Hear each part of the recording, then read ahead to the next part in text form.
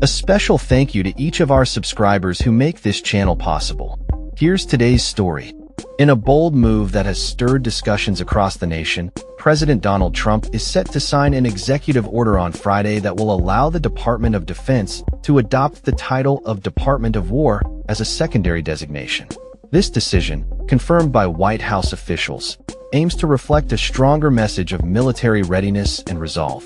While the official name of the Defense Department will remain unchanged, the executive order will empower Secretary of Defense Pete Hegseth to use titles such as Secretary of War in official documents and public statements. The directive comes as part of President Trump's ongoing efforts to reshape the narrative surrounding the U.S. military and its role on the global stage.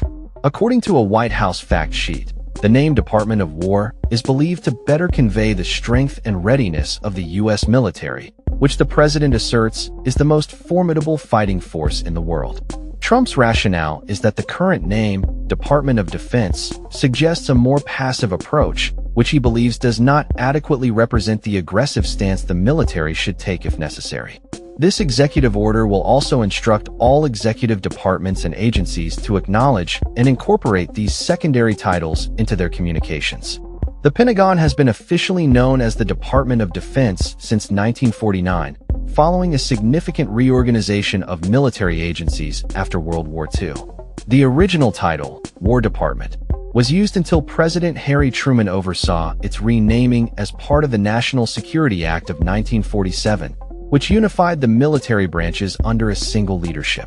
The act aimed to streamline military operations and enhance national security by merging the War Department, which oversaw the Army, with the Navy Department, which managed naval forces, and the Marine Corps. The newly formed entity was initially called the National Military Establishment before being renamed the Department of Defense in 1949, a change influenced by concerns over the acronym NME sounding unappealing. Trump's push for this renaming has been building for months, with the president expressing his belief that the term Department of Defense is too defensive and does not encapsulate the proactive stance that he believes the military should embody. In a recent statement, Trump remarked, "We want to be defensive, but we want to be offensive, too, if we have to be." This sentiment echoes his broader approach to foreign policy and military engagement, which often emphasizes strength and readiness to act.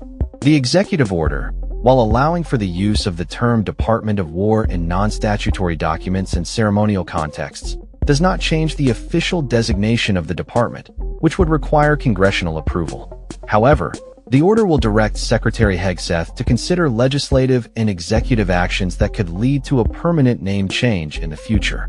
The White House has not yet provided details on the potential costs associated with this renaming effort.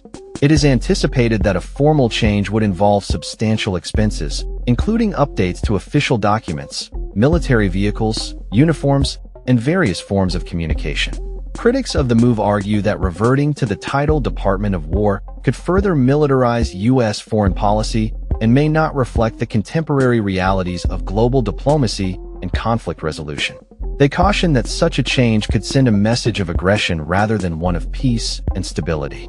Supporters of the renaming, however, contend that it symbolizes a renewed commitment to national defense and a clear signal to adversaries about the United States' military capabilities. The debate surrounding the executive order is likely to continue as it unfolds, with various stakeholders weighing in on the implications of such a significant change.